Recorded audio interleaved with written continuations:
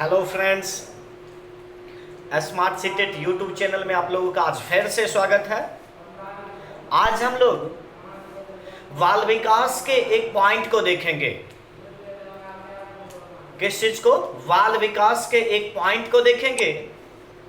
Generally वह point है तो बहुत छोटा, लेकिन सीटीईटी के एग्जाम में पेपर 1 और पेपर 2 अर्थात 1 to 5 और 6 to 8 दोनों में किसी भी विषय में इस पॉइंट से प्रश्न पूछा जा सकता है और पूछा जाता है। तो देखते हैं कि उस पॉइंट का नाम क्या है।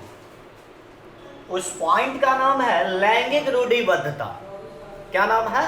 लैंगिक रूढ़िबद्धता।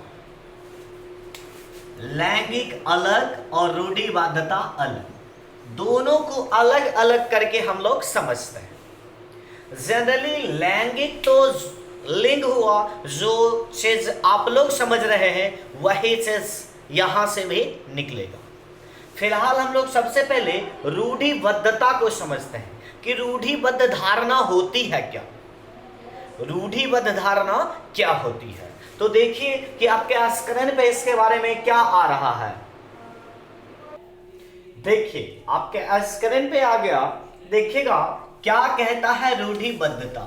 क्या कहता है रूढ़िबद्धता?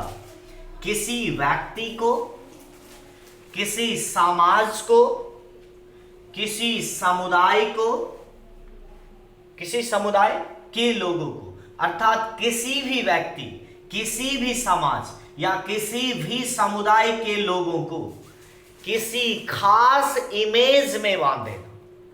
किसी भी चीज के आधार पे, किसी भी आधार पे आप किसी भी समुदाय को, किसी भी व्यक्ति को, किसी भी समाज के लोगों को या किसी भी समाज को एक खास इमेज में बांध देना ही क्या कहलाता है? रूढ़िबद्ध धारणा कहलाती है।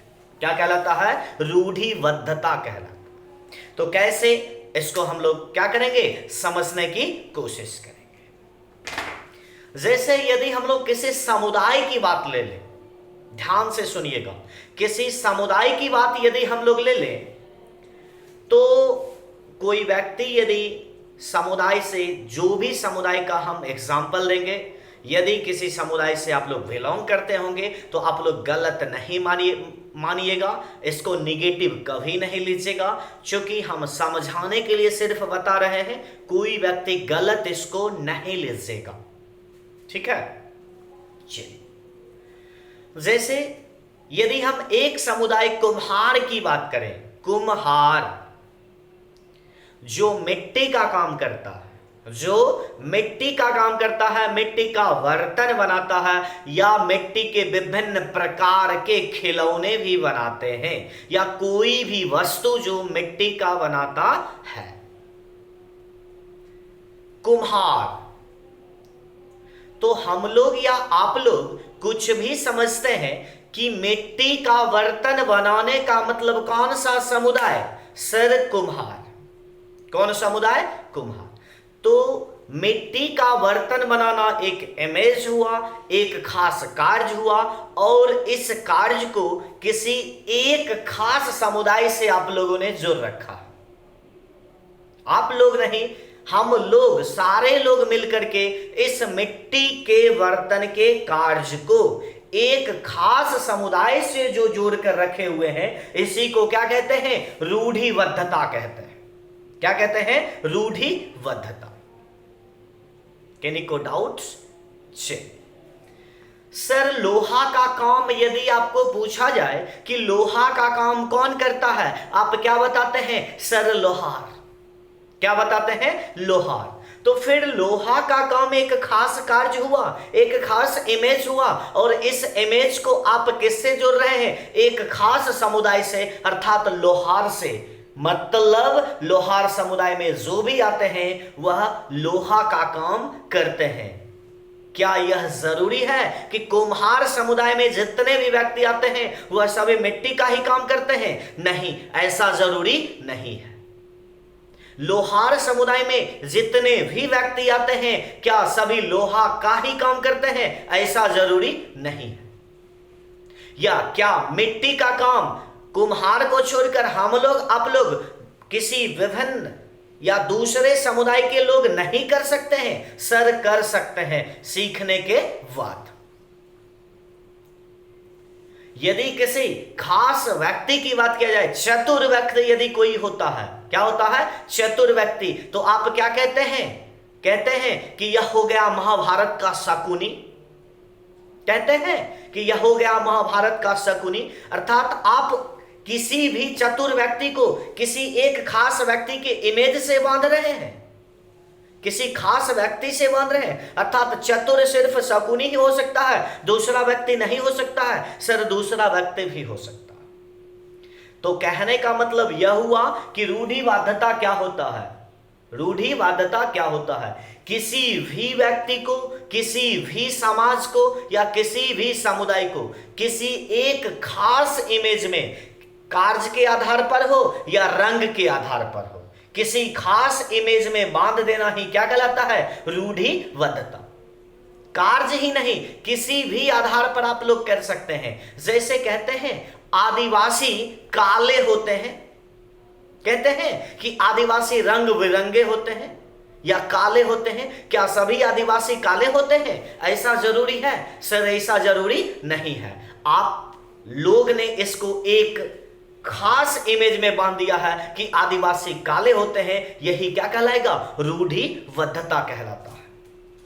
आदिवासी अशिक्षित होते हैं, यह भी क्या हुआ? रूढ़िबद्धता हुआ। क्या सभी आदिवासी अशिक्षित होगा? नहीं सर, सभी आदिवासी अशिक्षित नहीं होते हैं। आप देख लीजिए, आप देख लीजिए, आपके ईवीएस के बुक में दिया हुआ है। बहुतों ढेर सारे आदिवासी बच्चे और बच्चियों ने पढ़ लिख कर क्या कर दिया? सर अपना झंडा गाड़ दिया। तो क्या सभी आदिवासी अशिक्षित होंगे? नहीं। लेकिन आप लोग ने इसको क्या किया? एक खास इमेज में बांध दिया कि आदिवासी अशिक्षित होते हैं। यही कौन धारणा हुआ? सर इसी को कहते हैं रूढ़िबद्ध धारणा। क्या हुआ? रूढ़िबद्ध धारणा। किन्हीं को डाउट? चलिए, अब आप लोगों को जनरली रूढ़िबद्धता में लैंगिक रूढ़िवादिता से ही प्रश्न आते हैं। बस यहां पर समझाने के लिए बता दिया गया, ताकि यदि आप लोग समझ जाते हैं तो एग्जाम में एक प्रश्न को हिट करके आप लोग आराम से आ सकते हैं।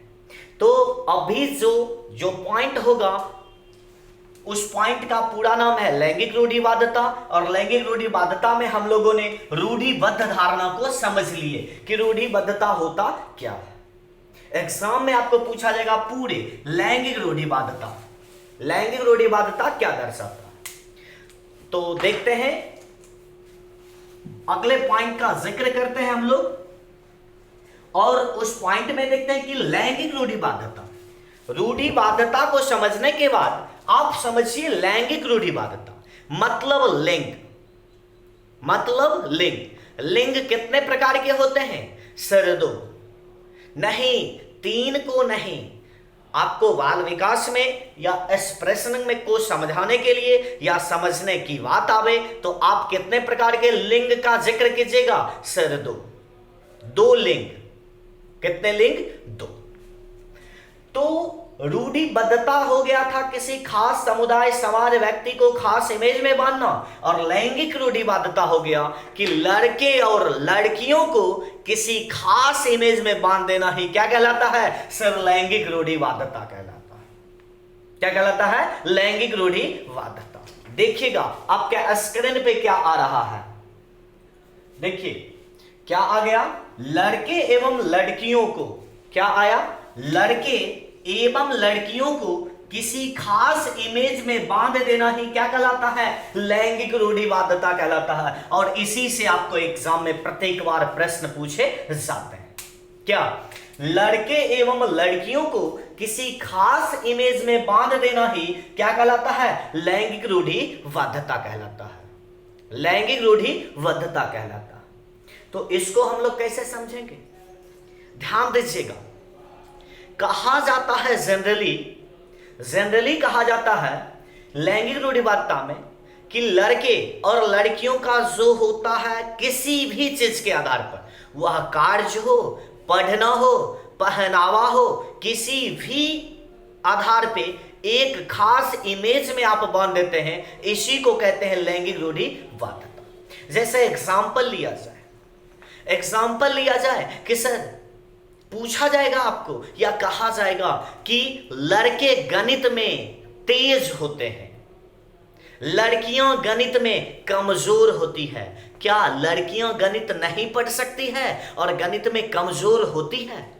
सर नहीं। वर्तमान में देखिए लड़कियां लड़के से बहुत ज्यादा आगे बढ़ चुके हैं, लड़कियां लड़के से बहुत आगे बढ़ चुकी है। तो फिर भी हम लोग क्या कहते हैं, लड़कियां गणित में कमजोर होती है। तो आपने लड़कियों को क्या किया, एक खास इमेज में बांध दिया है, एक खास इमेज में बांध दिया है। इसी को क्या कहेंगे, लैंगिक रूढ़िवादिता कहेंगे। क्या कहेंगे, लैंगिक रूढ़िवादिता। खेलने की बात कीजिए सर, खेलने की बात, क्या लड़कियां क्रिकेट नहीं खेल सकती हैं? सर वर्तमान में तो खेल रही है, फिर भी घर में कहा जाता है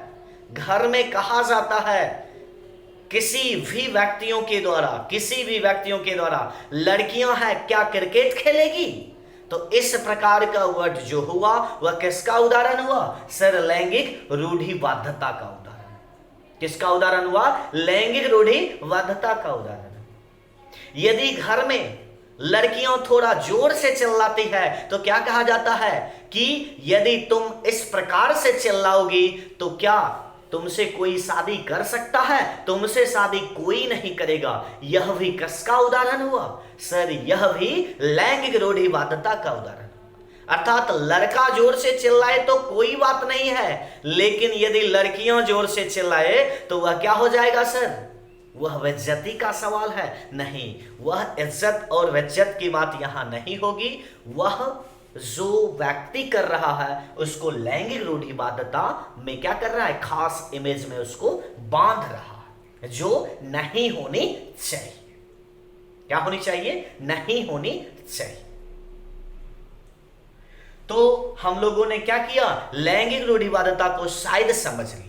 इस पर आधारित बहुतों ढेर सारे आपको प्रश्न मिलेंगे और एक आध प्रश्न की बात हम कर लेते हैं। देखिएगा आपके स्क्रीन पे क्वेश्चन क्या आ रहे हैं। देखिए क्वेश्चन क्या आ गया। क्वेश्चन आ गया, कह रहा है, ध्यान दीजिएगा प्रश्न को। एक लड़का अपनी बहन से कहता है, दीदी तुम क्रिकेट खेलती अच्छी नहीं लगती हो। दीदी तुम क्रिकेट खेलती अच्छी नहीं लगती हो। अर्थात उसके कहने का मतलब है कि क्रिकेट सिर्फ और सिर्फ कौन खेल सकता है? सर सिर्फ और सिर्फ लड़का खेल सकता है। तो यह किसका उदाहरण हो सकता है? नंबर 1 सामाजिकरण, नंबर 2 लैंगिक रूढ़िवादिता, नंबर 3 समावेशी शिक्षा, नंबर 4 कोई नहीं। क्या होगा कि सर फिर यहां पर लड़का और लड़की को वह बच्चा एक खास इमेज में बांधने की कोशिश कर रहा है और यह किसका उदाहरण होगा? सर लैंगिक रूढ़िवादिता का उदाहरण होगा। किसका उदाहरण होगा? लैंगिक रूढ़िवादिता का उदाहरण। और इस प्रकार के प्रश्न आपके प्रत्येक बार किसी भी पेपर के किसी भी विषय में पूछा जा सकता है। तो लैंगिक रूढ़िवादिता को हम समझ लिए कि लैंगिक रूढ़िवादिता क्या होता है। आप प्रश्न को वहां बनाते समय देख लीजिएगा, किसी के द्वारा यदि लड़के और लड़कियों को किसी खास इमेज से बांधने की कोशिश कर रहा है तो उसका एक और एक आंसर मात्र होगा और उस आंसर का नाम क्या है? सर लैंगिक रूढ़िवादिता है। क्या है? लैंगिक रूढ़िवादिता है। अब आएगा लैंगिक रूढ़िवादिता से कुछ प्रश्न अलग। पहले हम लोग क्या किए? रूढ़िवादिता को समझ लिए, फिर हम लोगों ने लैंगिक रूढ़िवादिता को समझ लिया। अब क्वेश्चन आएगा कि बताइए क्या शिक्षक को लैंगिक रूढ़िवादिता जो होता है वह झलकाना चाहिए? सर नहीं। इसका आंसर एक लाइन में दीजिएगा कि शिक्षक कक्ष में कोई भी ऐसा कार्य अनजाने में भी नहीं करे जिससे लैंगिक रूढ़िवादिता प्रदर्शित हो। मतलब समझ गए कि शिक्षक को कोई भी ऐसा कार्य या कोई भी ऐसा उदाहरण देकर भी नहीं समझाना चाहिए, अनजाने में भी उस चीज का प्रयोग नहीं करनी चाहिए जिससे लैंगिक रूढ़िवादिता क्या हो, प्रदर्शित हो। किसी भी हाल में ऐसा नहीं करना चाहिए। इसका मतलब सीधा में यह समझिए कि वर्तमान में लैंगिक रूढ़िवादिता को समाप्त किए जाने की जरूरत है, क्योंकि यह जरूरी नहीं है कि घर का काम सिर्फ लड़कियां ही करेगी। सर, घर का काम लड़के भी कर सकते हैं, बाहर का काम लड़कियां भी कर सकती हैं। अर्थात आप क्या कीजिए, इस लैंगिक रूढ़िवादिता को समाप्त करने की कोशिश कीजिए। क्या कीजिए, लैंगिक रूढ़िवादिता को समाप्त किए जाने की कोशिश कीजिए। क्वेश्चन आपको पूछा जाएगा कि बताइए वर्तमान में लैंगिक रूढ़िवादिता मौजूद है। सर, लैंगिक रूढ़िवादिता वर्तमान में मौजूद है, कहीं ज्यादा तो कहीं कम, कहीं ज्यादा तो कहीं कम, लेकिन लैंगिक रूढ़िवादिता मौजूद है। क्या लैंगिक रूढ़िवादिता को समाप्त किए जाने की जरूरत है? सर, एकदम बोलिएगा हां, लैंगिक रूढ़िवादिता को समाप्त किए जाने की जरूरत है। किन्हीं को डाउट? चलिए आगे जो हम लोग बस एक पॉइंट का और जिक्र करेंगे और देखिएगा वह पॉइंट है क्या, वह पॉइंट है क्या। देखिए, इस प्रकार के प्रश्न पूछे जाते हैं। लिंग है, क्या है? लिंग। क्या है? लिंग। ध्यान दीजिएगा, जनरली 2 मिनट समझते हैं कि लिंग क्या है।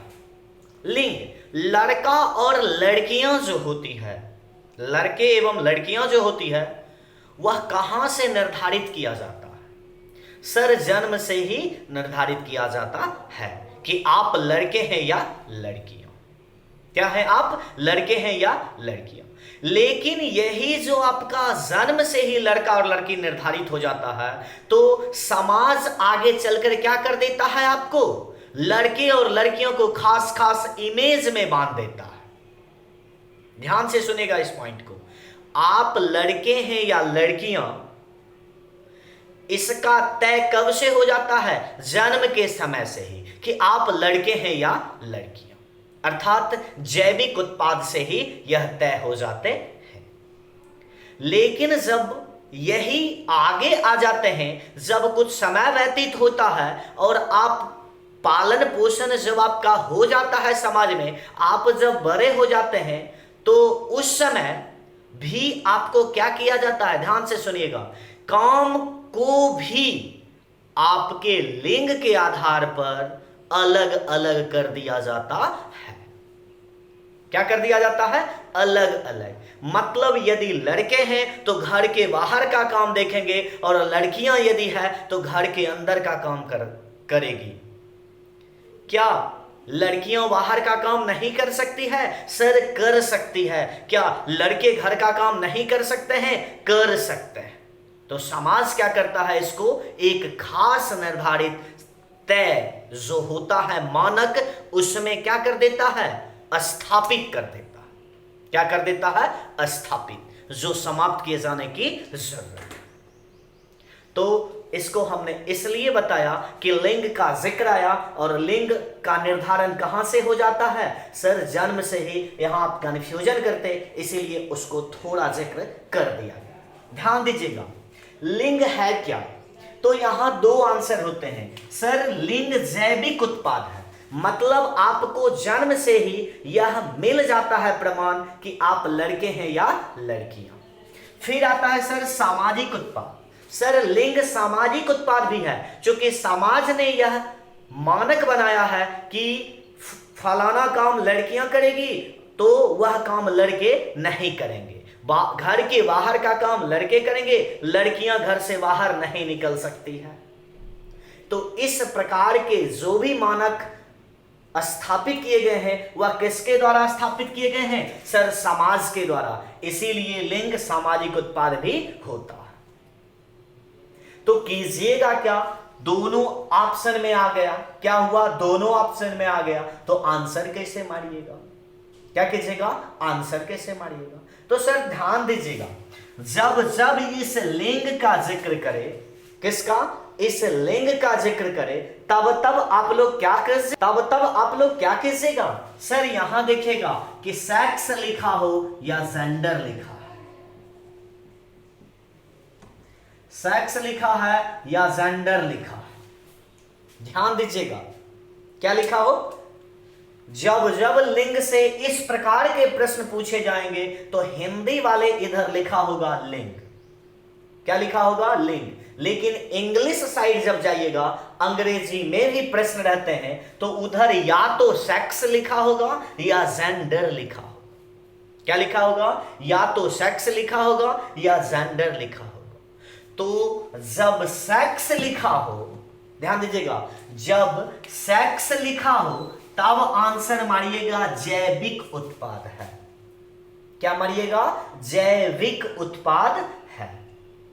और जब जब जेंडर लिखा हो इंग्लिश साइड में, हिंदी को मत देखिएगा, जब जब जेंडर लिखा हो तब सामाजिक उत्पाद आंसर कीजिएगा। क्या कीजिएगा? जब जब सेक्स लिखा हो तो जैविक उत्पाद मारिएगा, जब जब जेंडर लिखा हो तब सामाजिक उत्पाद मारिएगा। किन्हीं को डाउट? तो हम लोगों ने आज लैंगिक रूढ़िवादिता को सही सलामत से समझ चुके हैं। यदि समझने में प्रॉब्लम होगा तो वीडियो को थोड़ा पीछे करके देखिएगा। फिर भी यदि प्रॉब्लम होगा तो आप लोग कमेंट नीचे, वीडियो के नीचे में जाइएगा, कमेंट बॉक्स देखिएगा, वहीं पर आप कमेंट कीजिएगा। कोशिश करेंगे कि आगे फिर बता दिया जाए। तो आज के लिए इतना ही काफी है। फिर मिलते हैं अगले क्लास में। तो करना क्या है सर? यदि समझाने का तरीका ठीक होगा, समझ आ गया होगा, पढ़ना चाहते हैं, पढ़ने में आनंद आ रहा है, मनोरंजन हो रहा है पढ़ने के साथ साथ, तो क्या कीजिएगा सर? चैनल को सब्सक्राइब कीजिए, लाइक कीजिए, दोस्तों में शेयर कीजिए, ताकि आराम से आप लोग इसको क्या कीजिए, समझते रहिए और सीटीटी के एग्जाम को अंजाम देते रहिए। तो आज के लिए इतना ही काफी है। फिर मिलते हैं अगले क्लास में। तब तक के लिए गुड बाय।